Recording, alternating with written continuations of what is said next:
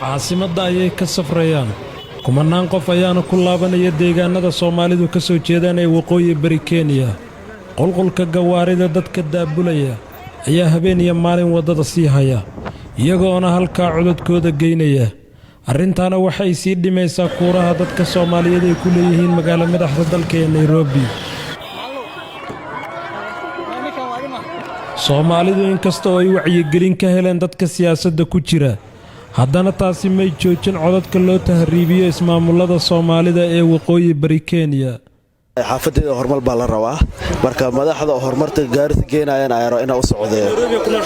Nairobi waa ku noolahay marka Nairobi ina saameyn ku yeelato codkaaga oo halka ka jiro ayada laftirkeeda muhiim ah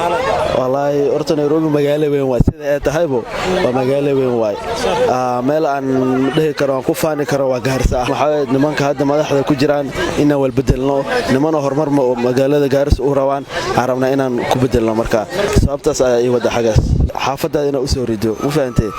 dadka inta u taayna dadka xaafadda u taan dadka xaafadda aqoon u leedahay ma fahamtay dadka inta waa madaxda inta ha ahaato laakiin dadka madaxda ka ee Gaariso nadiif oo kale waa dad aqoon u leeyahay ma fahamtay marka waa dad oo magaalada horumar gaarsiin doonaan waay shaqada markasta in kasta iska baahan tahay maalmahan aad bay maalmihi kale ugu sii badan tahay sababtoo ay saameyn ugu leedahay ii sheegay doorashadan jirta ogeed dadkaan hadda 10 cisho safarkooda kala go'manahan wallaahi anaga ahaan ka mid ahaan laba bas aan u baxda laba bas waa normal ka hor isu buuxsameeyay hadda maanta daabaada inay ticket shirta meelay maanta iska bari xataa meelas dadkan maanta safray oo kamid ah kumayaal kun oo qofood oo ka safray magaalada Nairobi codkoodana geeyanay deegaanada kala duwan ee gobolka waqooyi bari ee dalka Kenya ayaa waxay saameyn rasmi ah ku yeelan doonaan codka Soomaalida ee magaalada Nairobi waxaana ilaa intii arrintaasi ay jirto ay Soomaalida la sheegay inay marti ku sii aan doonaan magaalada Nairobi oo ah caasimadda waddanka Kenya waxaana jirto inta Soomaalida codkooda ay u tahriibinayaan gobolada waqooyi bari sida Gaarisa Wajeer iyo Mandera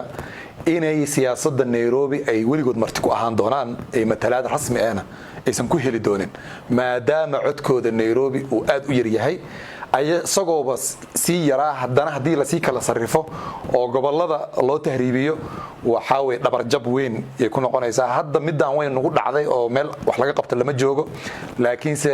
doorashooyinka soo socda insha Allah inaan dhaxda u xiranno si codadkanaga